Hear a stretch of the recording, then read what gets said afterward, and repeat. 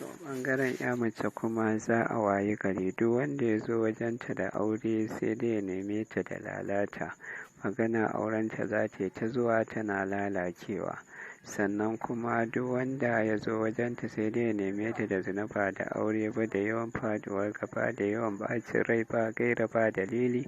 Sannan wani zubin ma har da yawan sha'awa za ta kama ta, wanda sai ta kalli fina-finai marasa kyau ko ta yi wasa da gabanta. 08035882609. To ɓangaren 'ya mace kuma za a wayi gari duk wanda ya zo wajenta da aure sai dai ya neme ta da lalata, magana aurenta za ta yi ta zuwa tana lalacewa.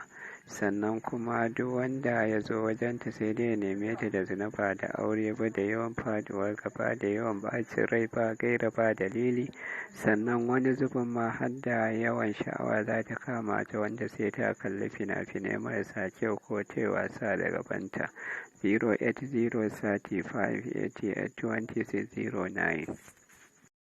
To ɓangaren 'ya mace kuma za a wayi gari duk wanda ya zo wajenta da aure sai dai ya neme ta da lalata, magana aurenta za ta yi ta zuwa tana lalacewa.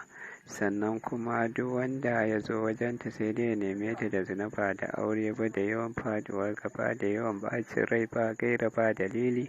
Sannan wani zubin ma har da yawan sha'awa za ta kama ta, wanda sai ta kalli fina-finai marasa kyau ko ta yi wasa da gabanta. 08035882609.